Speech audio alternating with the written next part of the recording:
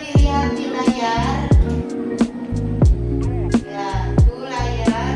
Nah, jadi ini materi hari ini menyambung yang kemarin itu B.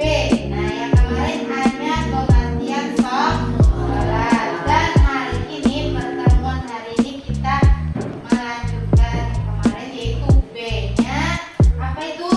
Ketentuan sholat fardu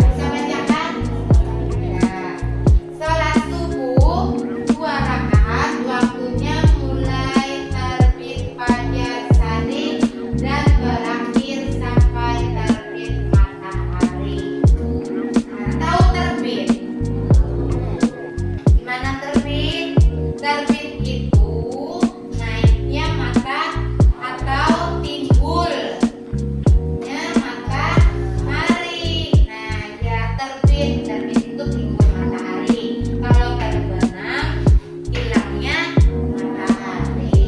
Ya, jadi fajar. Nah, fajar itu sudah masuk jelang pagi. Sebelum pagi. Nah, sampai timbulnya matahari sampai pagi. Ya, itu waktunya sholat subuh. Ya, jadi sholat itu ada lima. Jadi kita simpulkan sholat tadi ada 5 waktu. Ya, yang namanya sholat fardu itu 5 waktu. Dari apa dulu tadi pertama? Zuhur, asar, maghrib, isya, subuh. Ya, sudah kalian tahu. Nah, masing-masing berapa rakaat? Zuhur 4 rakaat, asar 4 rakaat, terus maghrib 3 rakaat, terus isya 4 rakaat, subuh 2 rakaat. Ya, dan waktunya sudah tahu juga kalian. Ya, ibu lanjutkan sedikit lagi. Nah, di sini ada nomor 2. Dua, coba bacakan Pratiwi apa materinya Pratiwi nomor 2. Ya, syarat wajib sholat. 2, syarat wajib sholat. Jadi sholat itu ada syaratnya wajib. Nah, wajib. Satu wajib itu harus. Jadi sholat itu ada syaratnya. Syarat-syarat wajib adalah sebagai berikut. Yang pertama, Islam. Artinya orang tidak beragama Islam tidak wajib mengerjakan sholat. Ya, jadi syaratnya pertama dulu harus beragama Islam.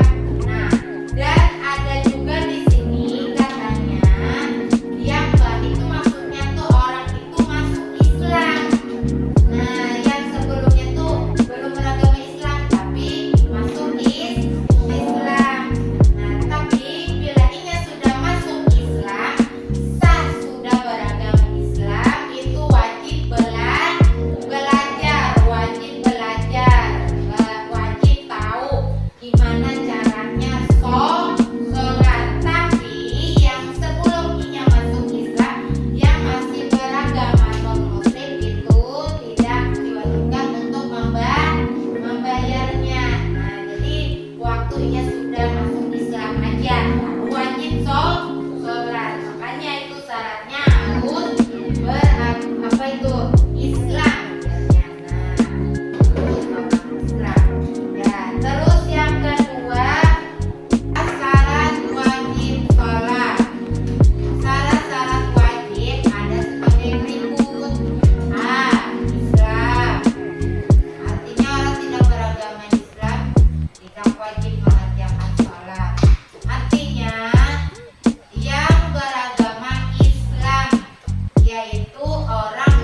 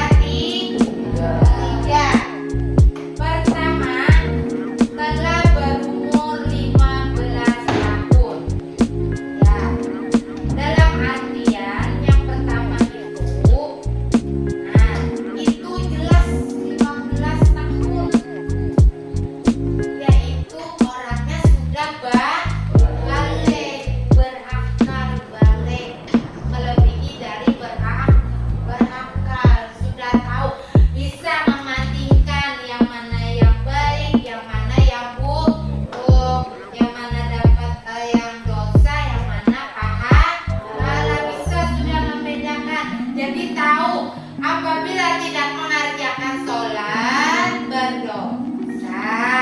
Apabila mengerjakan sholat dapat pahala. Kembali jadi Bu, apabila tidak mengerjakan sholat dapat dosa. Apabila mengerjakan sholat dapat pahala. Nah, itu sudah sampai pemikirannya ke situ. Bisa yang memandikan itu hati dalam kehidupan harian orangnya sudah balik berakal.